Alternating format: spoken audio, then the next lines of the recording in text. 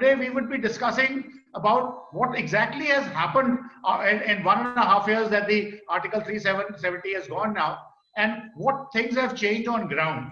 Or if at all they have not changed, what were the promises made to us, to various stakeholders over here, and what all government has done on ground, what have they been able to achieve and what they have not been able to achieve.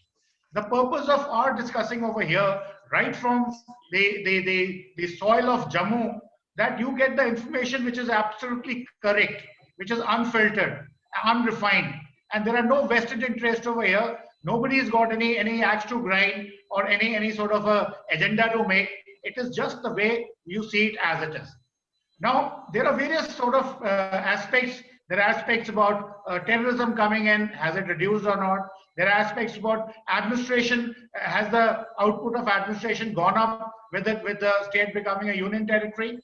Has the political setup, which we said was always corrupt, they are not there now. With the advent of the lieutenant governor and with the Panchayati Raj coming in, have we able to sort of achieve something over there? And then what kind of police reforms have taken place? Like we find that police is far more proactive against the militant bodies, the intelligence networks. So what exactly has happened and what has not happened? That is what we are here to examine. I have the young brigade led by Kanika, Jaykeshav, Pallavi. Let's allow them to ask you questions. Well, all of you kindly get ready and ask question from Mr. Samayal, Mr. Vijay Bakaya, Mr. General B.K. Sharma, and Mr. Kuldeep Khoda. So questions, please. So thank you very much. I think today was a very, very interesting session, especially the last talk was enlightening.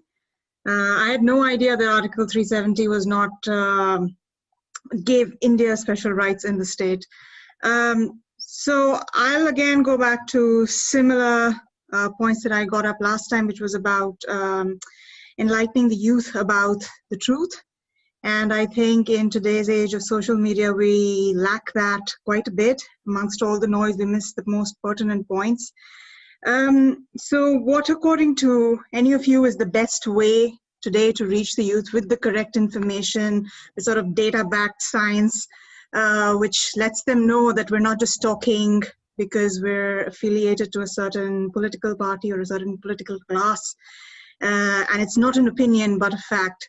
So how do you think this can effectively be done? Because I think that's the most important thing right now, so that any sort of alienated youth in Kashmir or Jammu or India, for that matter, can do something about it. How do we reach out and how do we educate? That's my question. May I? Yeah. Yes, please. Kanika ji, you raised a pertinent point about the youths of Kashmir especially. The fundamental point is that the post-90 born generation in Kashmir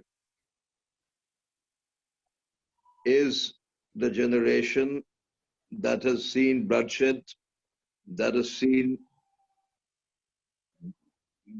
IED blasts, that has seen their relatives getting killed, that has seen convoys of the army moving on the roads, and they have been brought up in the belief given to them by their parents, by their peers, that the Muslims of Kashmir are fighting an occupation force. And they have not been given any benchmark to compare. Nobody has told them that Kashmir was not like what it is or what it was in 90, before 90. Nobody told them that Kashmir especially was peaceful up to 90. Nobody told them that the festivals, August 15th and January 26th, was celebrated all over the valley with all the gusto and fervor that we see anywhere else. The national flag was hoisted.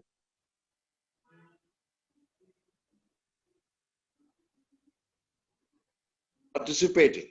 So this generation has become toxic this has become anti-India because they feel that the army is what is supposed to be imposing the government of India on the people. You can see the youngsters today are carrying plastic guns, and from their house doors on the highway, they point those guns at army convoys. And they do not relate to the Indian flag. They do not relate to the national anthem because they believe that these are symbols of another country. Now, this is what has happened to a generation in the last 30 years, and this generation is the challenge. How do we detoxify them? How do we reach out to them? Reaching out alone is not the remedy. Probably something else, more integrated. How do we deal with their psyche? How do we deal with the anger that has built up over the years because of what they have seen happening after 90? And how do we tell them that India is not such a bad country? You see, even when the youngsters from Kashmir go out to the rest of the country into colleges, they live in their hostels, there also, unfortunately, they don't respect the national flag or the national anthem. When it's played or when the flag is hoisted, they don't get up. And that agitates the others. And there's a scuffle. And then this gives them another reason to say that the Indian population does not like the Kashmiri Muslim. So we have to be a very proactive and a responsive administration and provide a healing touch. Tell these youngsters that the government of India is not an occupation force. But how do you get this out of their mind?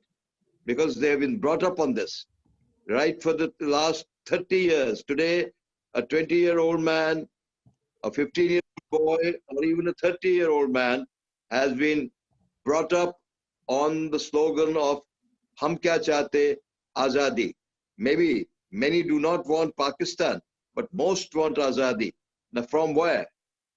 I think when they talk of Hum Kya Chahte, Azadi, the youngsters probably mean that they want to get out of the shackles of that environment in which they have seen violence, and also to become independent of the government of India, independent of Pakistan. That's a dream that they nurse. But this generation, post-90 generation, who I would call the creatures of turmoil, have to be dealt with. And that is the big challenge. It is from this generation that Burhan Wanis and other big militants have come. And I think sociologists, psychologists, political scientists, all together have to apply their mind, because the pre-90 generation, those who are in the 60s or 70s, they are reconciled to the fact that things have changed, things will change, and that they are not so angry as this generation. How do we deal with them? That is the challenge. Thank you very much, sir.